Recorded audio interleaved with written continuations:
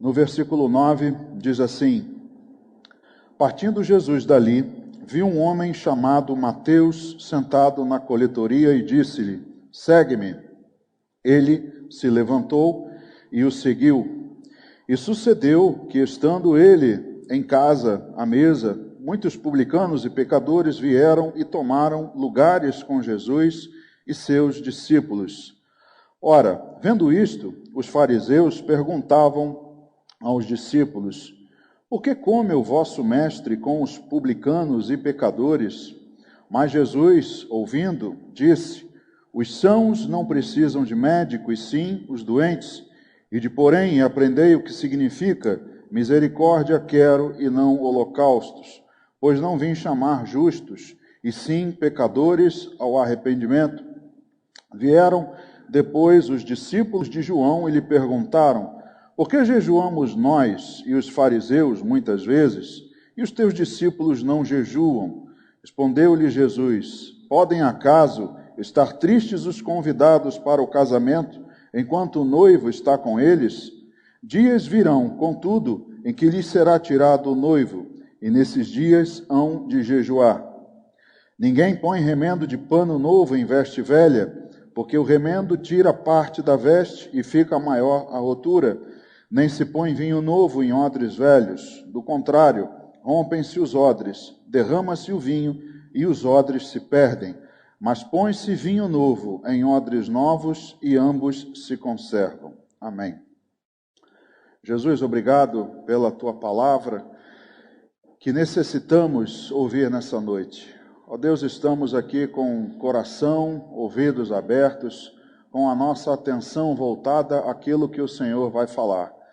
E para isso, meu Deus, coloco minha vida à tua disposição, que a minha boca, a minha voz, tudo, meu Deus, esteja ao teu dispor para que essa palavra seja ministrada ao meu coração, ao coração dos nossos irmãos. Ó meu Deus, que possamos ser edificados, impactados, meu Deus, transformados. Precisamos disso, Pai, só a tua palavra pode produzir esse efeito. Ó Senhor, estamos disponíveis para ti, que o teu Espírito Santo tenha liberdade a partir desse momento. Colocamos em tuas mãos, meu Deus, orando e agradecendo em nome de Jesus. Amém. Pode sentar, irmão. Amado, não sei se você lembra do seu chamado. Você lembra quando Jesus te chamou? Quando você ouviu Jesus falar ao seu coração e você, naquele chamado irresistível, se rendeu, se entregou a Ele? É um dia especial, é um dia que, creio eu, todos nós nos lembramos, porque todos os chamados são especiais. O seu chamado é especial, o chamado de cada um dos discípulos, de todos os que Jesus chamou. Nós vimos aqui a passagem que Jesus chama Mateus, mas todos os outros foram de uma maneira tremenda, com certeza para esses homens, naquele momento que passaram por isso, teve também um impacto muito grande. Eu vejo contigo ainda no Evangelho de Mateus, agora no capítulo 4, vamos ver o chamado de Pedro, André, Tiago e João, no capítulo 4, do versículo 18 ao 22, diz assim: Caminhando junto ao mar da Galileia, viu dois irmãos, Simão, chamado Pedro, e André, que lançavam as redes ao mar, porque eram pescadores. E disse-lhes: Vinde após mim, e eu vos farei pescadores de homens. Então eles deixaram imediatamente as redes e o seguiram. Passando adiante, viu outros dois irmãos, Tiago, filho de Zebedeu, e João, seu irmão, que estavam no barco em companhia de seu pai, consertando as redes, e chamou-os. Então eles, no mesmo instante, deixando o barco e seu pai, o seguiram. Aqui nós vemos o chamado, a vocação desses 4 homens, e também no livro, no Evangelho segundo João, estamos andando, entre os evangelhos. Se você for agora lá no Evangelho segundo João, logo no primeiro capítulo, no versículo 43 ao 51, nós vamos ver o chamado de Filipe e Natanael, do versículo 43 ao 51, diz assim: no dia imediato, resolveu Jesus partir para a Galiléia e encontrou a Filipe, a quem disse: segue-me. Ora, Filipe era de Betsaida, cidade de André e de Pedro. Filipe encontrou a Natanael e disse-lhe: achamos aquele de quem Moisés escreveu na lei e a quem se referiram os profetas, Jesus, o Nazareno, filho de José. Perguntou-lhe Natanael: de Nazaré pode sair alguma coisa boa? Respondeu-lhe Filipe: vem e vê. Jesus viu Natanael aproximar-se e disse a seu respeito: eis um verdadeiro israelita em quem não há dolo. Perguntou-lhe Natanael: de onde me conheces? Respondeu-lhe Jesus: antes de Filipe te chamar, eu te vi quando estavas debaixo da figueira. Então exclamou Natanael: mestre, tu és o Filho de Deus, tu és o Rei de Israel. Ao que Jesus lhe respondeu: porque te disse que te vi debaixo da figueira, crês? Pois maiores coisas do que estas verás. Então, irmãos, nós vemos nesses chamados coisas tremendas, coisas singulares, como o próprio Natanael, que também é chamado de Bartolomeu. Nós vemos que Jesus aqui nesse momento revela a ele que viu Natanael em uma outra situação. Então, para Natanael houve um impacto naquele momento e todos esses homens tiveram, né, esse momento singular, essa experiência. Ainda quando Jesus chama os 12 apóstolos, voltando lá ao Evangelho de Mateus, no capítulo 10, do versículo 1 ao 4, veja só: tendo chamado os seus 12 discípulos, deu-lhes Jesus autoridade sobre espíritos imundos, para os expelir e para curar toda sorte de doenças e enfermidades. Ora, os nomes dos 12 apóstolos são estes: primeiro, Simão, por sobrenome Pedro, e André, seu irmão, Tiago, filho de Zebedeu, e João, seu irmão, Filipe e Bartolomeu, Tomé e Mateus, o publicano, Tiago, filho de Alfeu, e Tadeu, Simão, o zelote, e Judas Iscariotes, que foi quem o traiu. Nós vemos que, além desses, Jesus chamou outros, homens que foram seus 12 apóstolos, aos quais Jesus enviou, deu-lhes poderes para que eles expelissem demônios e curassem os enfermos. Então, vejam, irmãos, que coisas tremendas, que chamados incríveis. E aí você, lembrando do seu chamado, talvez você pense: pastor, não houve nada semelhante, Jesus não me disse, não disse que me viu em determinado lugar, eu não ouvi uma voz falando ao meu ouvido, eu não tive esse poder, de curar enfermos e expelir demônios. Não foi assim o meu chamado. Mas, com certeza, seu chamado foi especial. De nada ele difere desses homens. Todos foram chamados por Jesus e Jesus igualmente nos capacitou. Depois do evento de Pentecostes, em que Jesus deu poder, dizendo: descerá sobre vós poder do céu para serdes minhas testemunhas. Depois desse momento, irmãos, todos nós recebemos a capacitação do Espírito Santo. E à medida que cada um se permite que Ele encha a nossa vida, nós teremos essas manifestações nos acompanhando. Foi promessa dele, seguirão os sinais onde vocês forem. Vocês expelirão demônios, se beberem alguma coisa mortífera, nada vos acontecerá. Jesus, então, disse que teríamos o poder dado por Ele, usado em nome dEle, e aí coisas tremendas a igreja faria. Então, nós vemos o chamado, vemos os 12, vemos aqueles que nós mencionamos, Pedro, Tiago, João, todos eles. Mas, quando a gente olha, eu pelo menos, quando olho para o chamado de Mateus, que também era chamado de Levi, desperta a minha atenção. A maneira como Jesus chamou esse homem e como acontece após esse momento, essa vocação, o que acontece depois, nesses versículos, na casa de Mateus, naquele encontro com aquelas pessoas, aquilo fala muito comigo, e eu creio que também fala com a igreja, porque é uma história que tem muito a nos ensinar. Nós, a semelhança de Mateus, nós sempre tivemos alguma coisa para largar.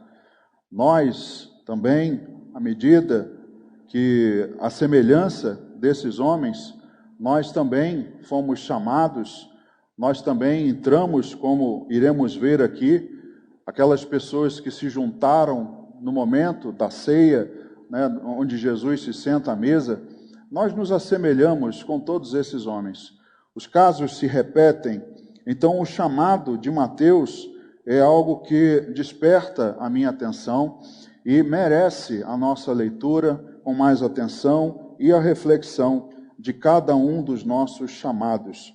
Então eu quero voltar ao texto em Mateus capítulo 9, lá no versículo 9, em que nós lemos, que diz assim: partindo Jesus dali, viu um homem chamado Mateus sentado na coletoria e disse-lhe: segue-me. Ele se levantou e o seguiu.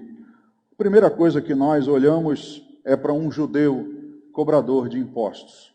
Alguém que era um servo do Império Romano e cobrava dos seus iguais, né, dos seus conterrâneos, vamos dizer assim, né, dos mesmos judeus, pessoas como ele, a mesma nacionalidade, do mesmo lugar, pessoas que se conheciam, muitas cresceram juntas, e no momento em que esse homem, um judeu, qualquer um deles, se tornava um publicano, um cobrador de impostos, passava a ser odiado. Alguém que não tinha a menor admiração, e a coletoria por si só, esse lugar não era então um lugar admirado, não era um lugar desejado pela maioria da sociedade. E aí eu já começo perguntando a cada um de vocês, e a mim também, o lugar em que nós estávamos era digno de admiração? Talvez a gente pense, né, como aquele que estava orando no templo: eu não sou como esse publicano. Pastor, eu era melhor, eu tinha uma posição, eu tenho um diploma, eu tenho uma carreira, eu tenho uma empresa, eu tenho isso, tenho aquilo. Meu querido, você não tinha nada para se orgulhar. Você era exatamente como Mateus. Você estava num lugar em que não tinha admiração alguma. Você estava afundado na lama, numa vida de pecado, preso, um prisioneiro cativo de Satanás.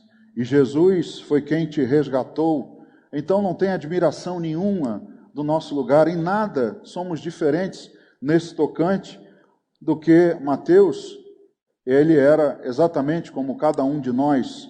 Nós não tínhamos então nenhuma coisa para ser admirada em nós. E quem sentava lá então era odiado pelos judeus, um publicano. Tem uma passagem no Evangelho segundo Lucas, no capítulo 18, que eu queria ler contigo. Lucas 18, versículo 10 e 11, diz assim: dois homens, mencionamos agora essa passagem, dois homens subiram ao templo com o propósito de orar, um fariseu e o outro publicano. O fariseu, posto em pé, orava de si para si mesmo desta forma: ó Deus, graças te dou, porque não sou como os demais homens, roubadores, injustos e adúlteros, nem ainda como este publicano.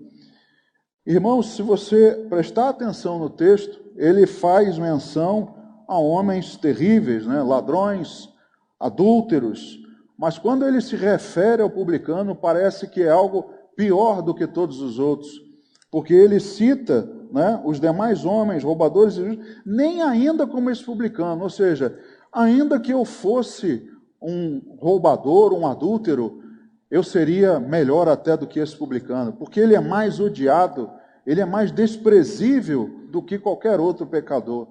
Era um homem então odiado, alguém que não tinha, né, nenhuma admiração, não era apreciado pelas pessoas, Então, irmãos, você imagina viver assim ao seu redor, numa sociedade em que te odeia, e nós também estávamos de maneira semelhante, porque enquanto estávamos ali no mundo do pecado, imersos, nós não tínhamos também a admiração de ninguém.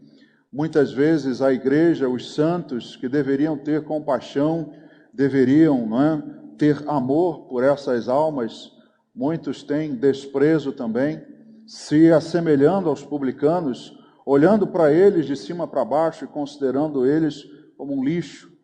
E também nós, muitos de nós, talvez tenhamos passado pela mesma situação, odiados pelas pessoas por estarmos naquela situação.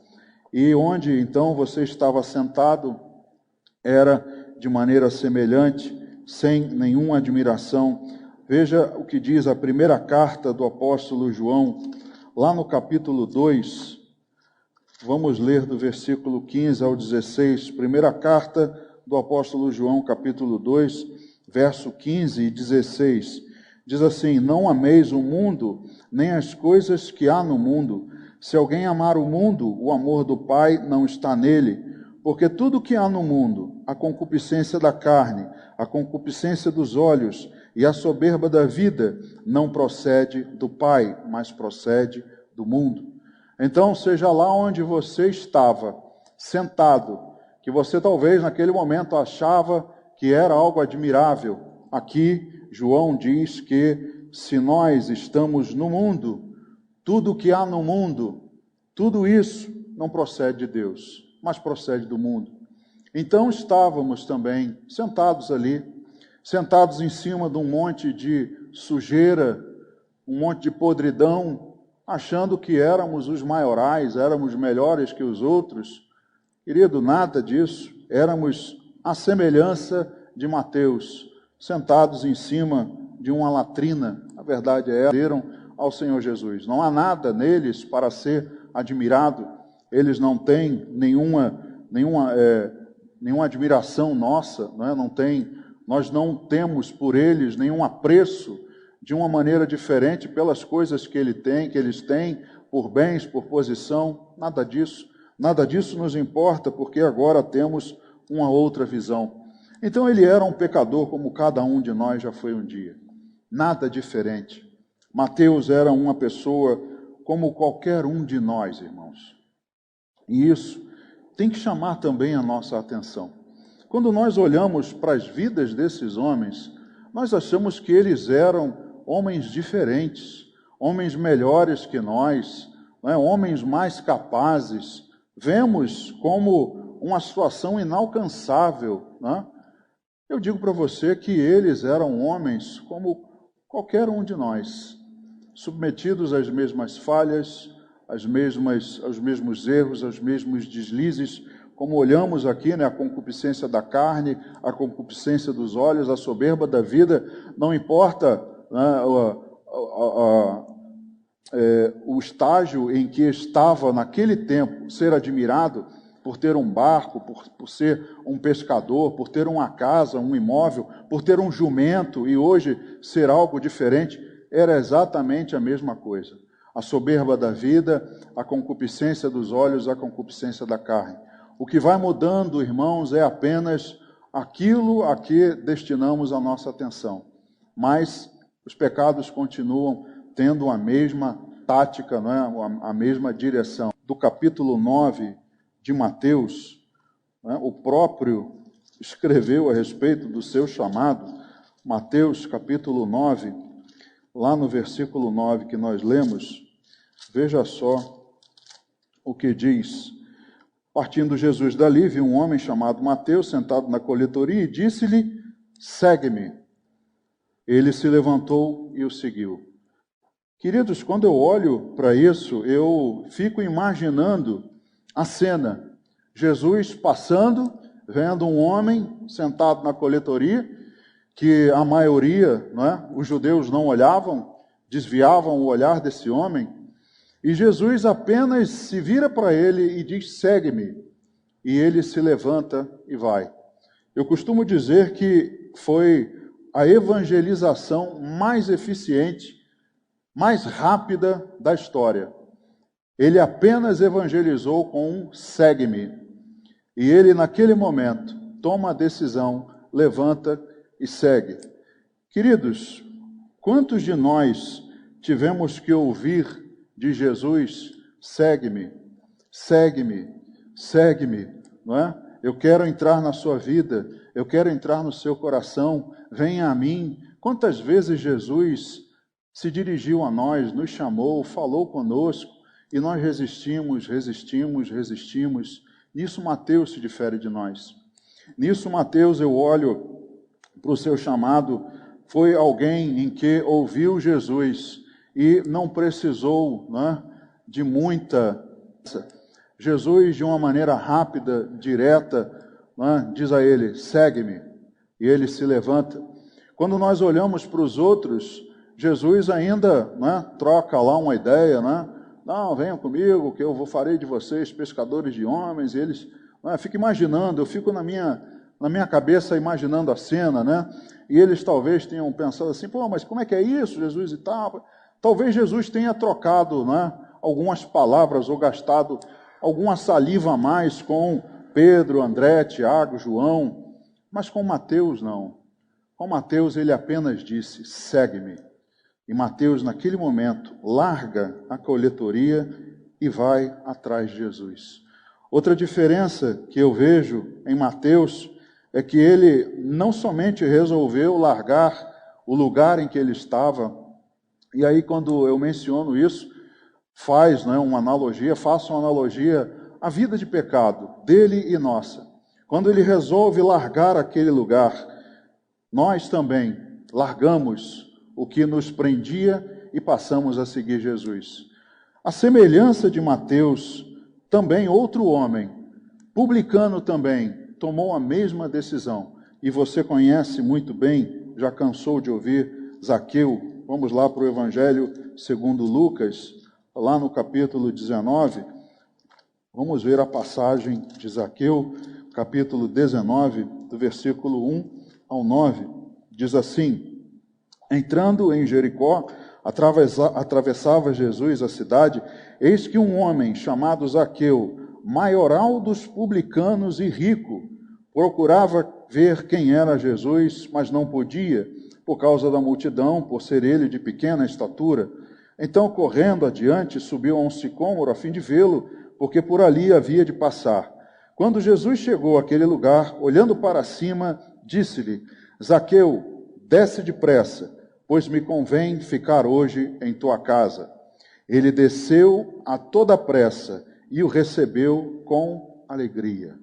Zaqueu também, irmãos, quando ouve de Jesus o chamado, ele desce imediatamente com toda alegria. No verso 7, todos os que viram isto murmuravam, dizendo que ele se hospedara com um homem pecador. Entremente, Zaqueu se levantou e disse ao Senhor, Senhor, resolvo dar aos pobres a metade dos meus bens, e se em alguma coisa tenho defraudado alguém, restituo 4 vezes mais. Então Jesus lhe disse, hoje houve salvação nesta casa, pois que também este é filho de Abraão, porque o Filho do Homem veio buscar e salvar o perdido. Zaqueu, a semelhança de Mateus, é outro que também larga imediatamente ao menor chamado de Jesus, apenas dizendo, Zaqueu, desce depressa porque é necessário, me convém ficar na tua casa hoje. E ele, sem perguntar nada, desce imediatamente. E imagino eu que lá, na casa dele, sem muito dizer, Zaqueu se levanta e resolve largar, a semelhança de Mateus, largar aquele lugar, largar a coletoria, sua vida de publicano, tudo aquilo que lhe trouxe benefício material, lhe trouxe status, ele resolve largar aquilo de uma maneira imediata. Então, irmãos, é uma diferença entre esses homens e nós, porque nós muitas vezes resistimos, nós muitas vezes, muitos de nós não queremos largar. Veja um texto que está lá no livro, na carta de Judas. Judas, lá no final da sua Bíblia, antes do Apocalipse, Judas, nos versículos 20 ao 23. Vamos abrir em Judas, do versículo 20 ao 23. Veja só. Vós, porém, amados, edificando-vos na vossa fé santíssima, orando no Espírito Santo, guardai-vos no amor de Deus, esperando a misericórdia de nosso Senhor Jesus Cristo para a vida eterna.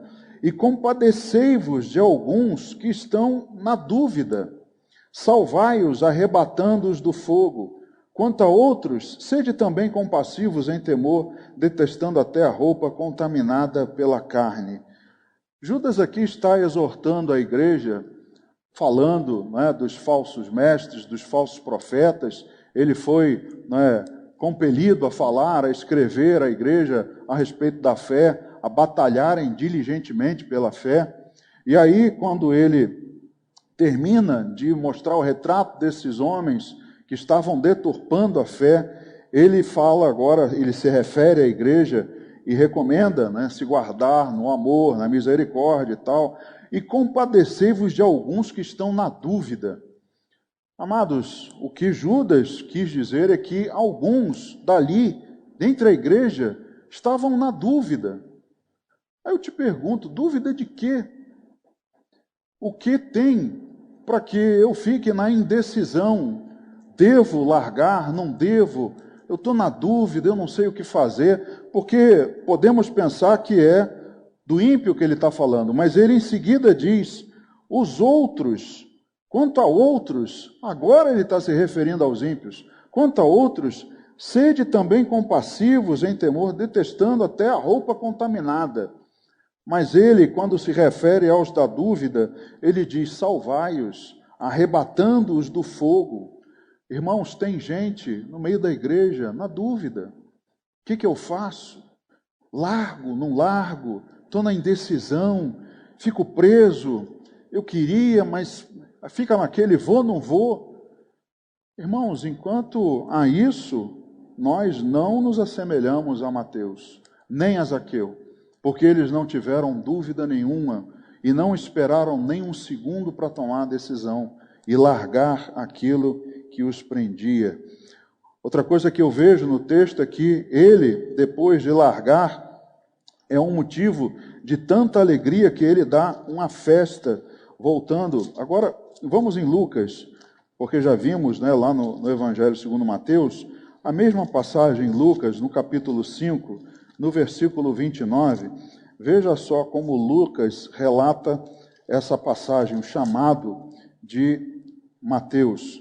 No versículo 29, diz assim, então lhe ofereceu Levi um grande banquete em sua casa, e numerosos publicanos e outros estavam com eles à mesa.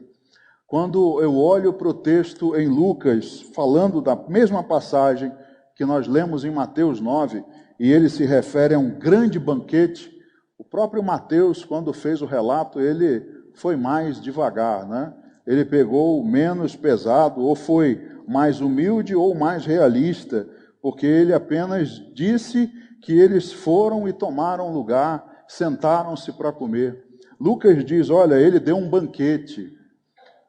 E aí, irmãos, é algo que a gente precisa pensar, porque quando nós tomamos a decisão, houve tamanha alegria no nosso coração, a ponto de querer dar uma festa, festejar. Talvez Mateus hoje dissesse assim, Lucas, menos, devagar.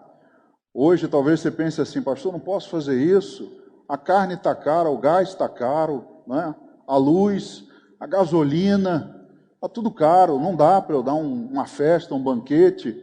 Mas será que há no nosso coração, ou será que houve uma alegria tão grande que representa largar tudo, reconhecer em Jesus um bem muito maior, porque largar tudo isso implica trazer Jesus para dentro da minha casa, e não somente trazê-lo, mas com alegria, dando uma festa. É como se tivéssemos todos os dias motivos para dar uma festa em casa. Mateus 9:10, como nós lemos, diz que, estando ele em casa à mesa, muitos publicanos e pecadores vieram e tomaram lugares com Jesus e seus discípulos.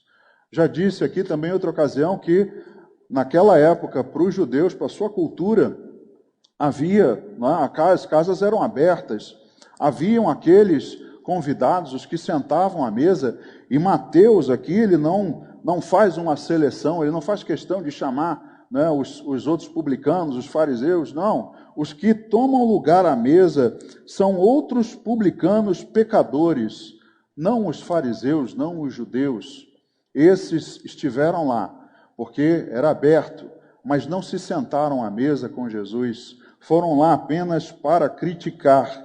Então, quando nós olhamos, Jesus está ali na mesa, na casa de Mateus, festejando com outros pecadores, e também foi o que fez Zaqueu. Zaqueu também levou Jesus para sua casa, também outros sentaram-se ali com eles. Houve um momento de alegria, um momento de salvação, como disse Jesus. Hoje houve salvação nessa casa. Queridos, isso tem faltado na igreja. Isso tem sido presente na sua vida. Ou seja, largar o que temos hoje implica trazer alegria, implica trazer Jesus para dentro da sua casa. Será que isso tem acontecido? Será que tem produzido esse desejo de compartilhar essa bênção, dádiva, a sua alegria por ter encontrado o verdadeiro tesouro com outras pessoas? Veja o que Paulo diz na carta aos Efésios, no capítulo 3, no versículo 8. Efésios capítulo 3, verso 8. Diz assim: a mim, o menor de todos os santos, me foi dada esta graça de pregar aos gentios o evangelho das insondáveis riquezas de Cristo. O que Mateus, o que Zaqueu encontraram foi um verdadeiro tesouro. Como Paulo diz, os insondáveis, as insondáveis riquezas de Cristo. E a esses homens, a nós, nos foi dado também essa incumbência de pregar o evangelho das insondáveis riquezas de Cristo. E aí, irmãos, o que nós estamos pensando a respeito daquilo que nos prende? Na sua vida, as pessoas podem tomar lugar à mesa com Jesus? Significa que Jesus está ali presente? Será que isso pode acontecer na sua casa? Será que você não tem nada para esconder? Será que você não tem alguma coisa te prendendo ainda na vida passada, ou naquela situação, naquela vantagem, entre aspas, que te prende, que não deixa você fazer como Mateus, ouvir o segue-me e largar tudo para trás e segui-lo? A indecisão traz receio, talvez, do que vão dizer de mim. Porque no versículo 11 de Mateus 9, diz assim: ora, vendo isto, os fariseus perguntavam aos discípulos: por que come o vosso mestre com os publicanos e pecadores? Talvez Mateus pudesse ficar preocupado. O que eles vão pensar vendo esse cara aqui comendo com pecadores, comendo com pessoas como eu, publicanos, pessoas odiadas? O que vão pensar de mim? Talvez, irmãos, alguns estejam ainda nesse dilema, porque esse receio pode ser a causa da indecisão, de não seguir Jesus, de não se levantar, pensando o que vão dizer de mim, quais serão as consequências, o que eu vou perder. Mas nada disso passou pela cabeça de Mateus ou de Zaqueu. Aliás, o que deve ter passado pela cabeça deles é que Jesus é a cura para quem está preso ao pecado. Com certeza eles já estavam com a certeza no coração: eu estou preso ao pecado. Eu estou sentado aqui, mas estou sentado em cima de uma multidão de pecados. Mateus 9, do versículo 11 ao 13, o 11 nós já lemos, não é? Porque come o vosso mestre com os publicanos e pecadores. E 12 diz assim: mas Jesus, ouvindo, disse: os sãos não precisam de médico, e sim os doentes. Ide, porém, e aprendei o que significa misericórdia quero, e não holocaustos. pois não vim chamar justos, e sim pecadores ao arrependimento. Então Jesus veio para os doentes. Ele mesmo diz, o médico não veio para os sãos, mas para os doentes. E nós estávamos enfermos na carne, quando estávamos submetidos, aprisionados ao pecado. Então eles reconheceram que Jesus é a cura para o pecado. Jesus é a cura para o meu pecado. E eu preciso tomar a decisão. Eu preciso ouvir o segue-me e me levantar e ir atrás dele, sem medo das consequências, sem medo do que vou perder, porque com certeza o tesouro que eu estou vendo lá na frente, como Moisés fez, como nós lendo, em Hebreus 11, na galeria dos heróis da fé, Moisés, tendo uma visão do tesouro futuro, largou de ser neto de Faraó, desfrutando do bom e do melhor, porque ele tinha uma visão excelente, uma visão celestial, das bênçãos do porvir. Será que estamos tendo, irmãos, essa visão? Será que a igreja tem tido essa visão? Então, a semelhança do paralítico em Cafarnaum, outro caso também, é necessário ouvirmos Jesus, tomar o nosso leito e levantar.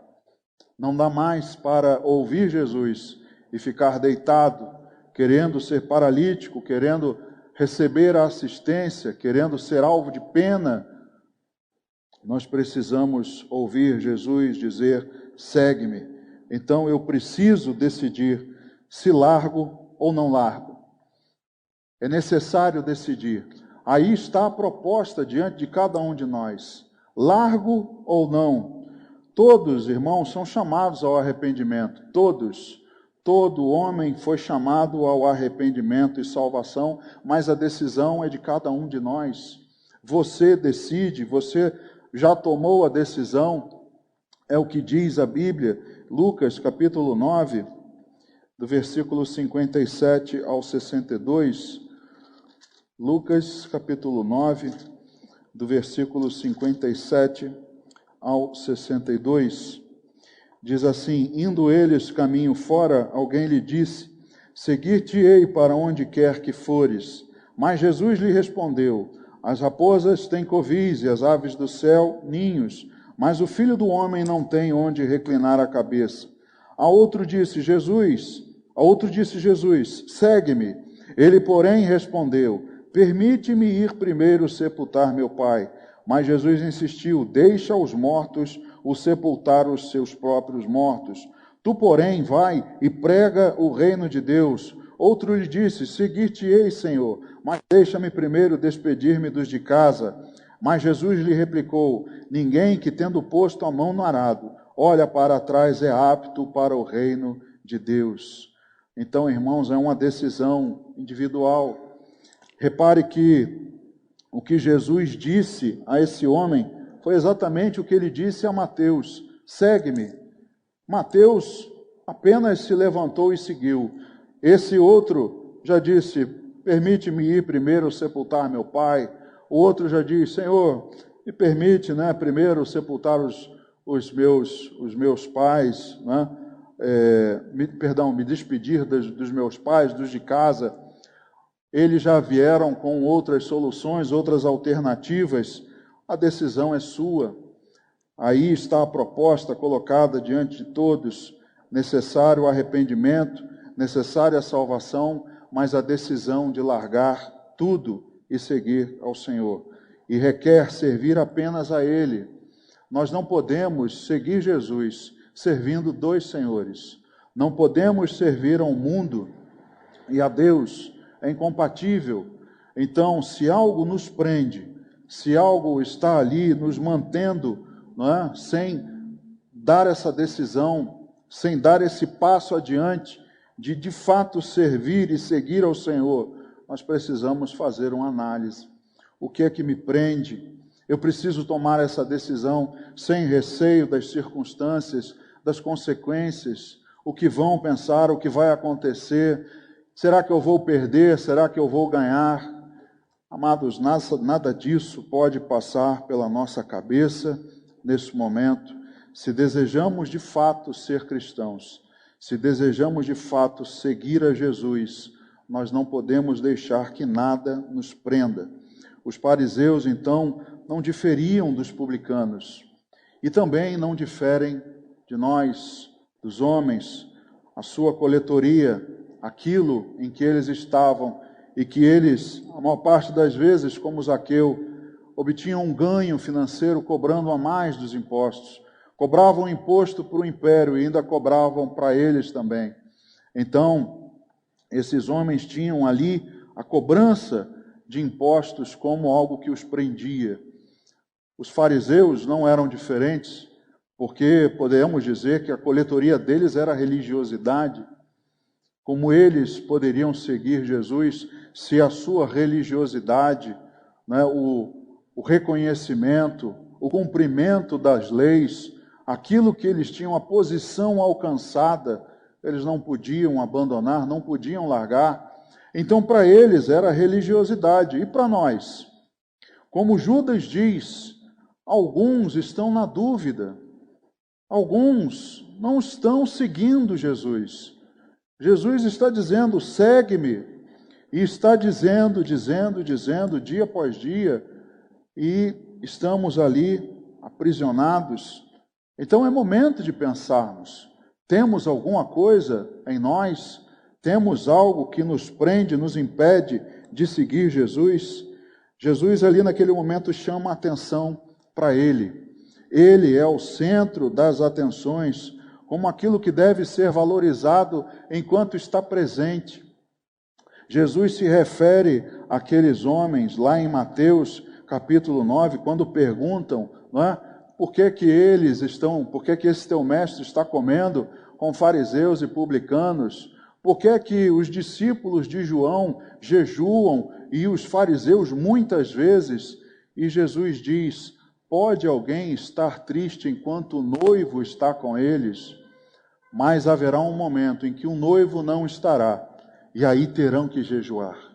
Então Jesus traz a atenção para si. Ele é o centro. E ele deve ser valorizado enquanto está presente. Amados, haverá um dia em que Jesus não estará mais alcançável, não é, para haver, não é, a remissão dos pecados, mas alcançável apenas para proferir o juízo. E aí, irmãos, não haverá mais alternativa. Então precisamos atentar para a presença de Jesus, dizendo, segue-me. Jesus nos chamando, dizendo, larga tudo o que te prende. E agora nós estamos aguardando, como quem aguarda o noivo. Nós estamos esperando o noivo. Veja o que estamos encerrando, Mateus 9, versículo 15. Ele diz, podem acaso estar tristes os convidados para o casamento, enquanto o noivo está com eles? Dias virão, contudo, em que lhes será tirado o noivo, e nesses dias hão de jejuar. Apocalipse, capítulo 19, versículo 7 ao 9. Apocalipse 19, 7 diz, alegremo-nos, exultemos e demos-lhe a glória, porque são chegadas as bodas do Cordeiro, cuja esposa a si mesma já se ataviou, pois lhe foi dado vestir-se de linho finíssimo, resplandecente e puro, porque o linho finíssimo são os atos de justiça dos santos. Então me falou o anjo, escreve, bem-aventurados aqueles que são chamados à ceia das bodas do Cordeiro. E acrescentou, são estas as verdadeiras palavras de Deus. Nós estamos aguardando. O noivo já partiu e ele voltará. E nós estamos como a noiva, aguardando a sua volta. Então, irmãos, não podemos ter nada que nos aprisione, nada que nos impeça. Ele está voltando e na sua volta é necessário haver um vaso e um recipiente novos, como ele mesmo diz em Mateus 9, voltando lá ao texto, versículo 16 e 17, ele diz, ninguém põe remendo de pano novo em veste velha, porque o remendo tira parte da veste e fica maior a rotura. Nem se põe vinho novo em odres velhos, do contrário, rompem-se os odres, Derrama-se o vinho e os odres se perdem, mas põe-se vinho novo em odres novos, e ambos se conservam.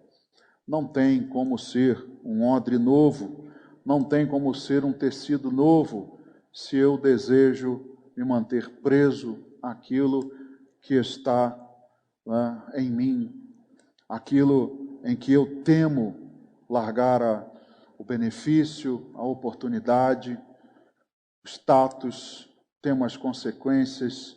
O que Jesus está dizendo é que é necessário uma renovação completa. Como Mateus e Zaqueu decidiram, eu decido ser uma nova criatura. Eu não quero um remendo na minha veste velha, porque eu não posso manter o meu eu antigo preso, sentado na coletoria, sentado no pecado, na minha vida mundana, e querer receber um vinho novo. Não dá, não tem condição, irmãos. Se você quer ter uma vida com Cristo plena, você precisa largar aquilo que te prende. E você precisa tomar a decisão imediatamente. Eles, Mateus, Zaqueu e muitos outros, levantaram-se e fizeram a escolha pelo novo. Faça a escolha pelo novo. Largue o velho, largue aquilo que está te prendendo, porque muitos ainda estão com a vestimenta velha e rasgada. Muitos ainda estão com receio de se livrar do recipiente velho. Irmãos, você é daquele que, quando compra alguma coisa nova, você fica na dúvida, né? Assim, eu vou deixar essa aqui no cantinho, vou guardar esse velho aqui, né? Vai que eu precise dele.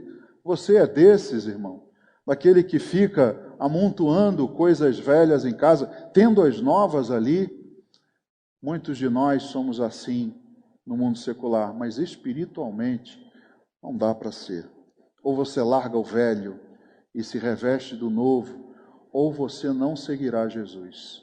Você nunca será um seguidor de Jesus, porque somente uma entrega total e imediata pode nos transformar em discípulos. Somente largando tudo, como fez Mateus, como fez Zaqueu. Então, se você tem algo a largar, o que eu recomendo, abandone de uma vez por todas, imediatamente. Amém? Vamos orar? Vamos ficar de pé. Irmão, não sei se alguém entre nós tem passado por esse dilema, se tem passado por essa situação, que até tem desejo de seguir, mas se sente aprisionado a alguma causa, a alguma situação que o mantém ali prisioneiro. Querido, se Deus falou contigo essa noite, tome a decisão, largue aquilo que precisa ser largado e siga a Jesus na plenitude. E eu tenho certeza que você não se decepcionará. Vamos orar. Pai, obrigado, meu Deus, pela Tua palavra, porque ela exorta a cada um de nós. Ó, meu Deus, nós trouxemos à nossa memória os nossos chamados, o momento, meu Deus, em que ouvimos a Tua voz e nos rendemos ao Evangelho. Nós dissemos sim. Muitos de nós passamos pelas águas batismais. Muitos estão, meu Deus, tendo uma vida ativa, produtiva até em ministérios. Mas, Deus, não passamos de odres velhos, não passamos de roupas velhas com remendos, que muitas vezes vimos à igreja para buscar esse remendo. E estamos, meu Deus, como que todos remendados. Mas, Pai, não há como prosperar isso. Isso não vai adiante. Ó Deus, nós precisamos tomar a decisão. Precisamos tomar a decisão que Zaqueu e Mateus tomaram, de Te seguir, sem medo, com alegria, recebendo o Senhor nas nossas casas, nas nossas vidas, falando do Teu amor para quem quer que seja, sem medo das consequências. Ó Pai, essa entrega nas Tuas mãos, nos lançando nas Tuas mãos, ó Deus, trará benefícios a todos nós. Até, meu Deus, podemos passar por provas, por tribulações, tudo isso faz parte da vida. O que Pedro diz é que nós não podemos ficar com receio de passar por isso nas mãos do Senhor, mas temos que evitar, ter receio, ter vergonha de passar por isso sendo pecadores, sendo malfeitores, ladrões, mentirosos, assassinos. Oh, meu Deus, que cada um de nós possa tomar essa decisão nessa noite, fazer uma análise e se largar nas tuas mãos, seguir ao Senhor verdadeiramente. Pai, fala com o teu povo, meu Deus, muito mais daquilo que nós ouvimos hoje aqui. É a oração que fazemos e entregamos nas tuas mãos, em nome de Jesus. Amém.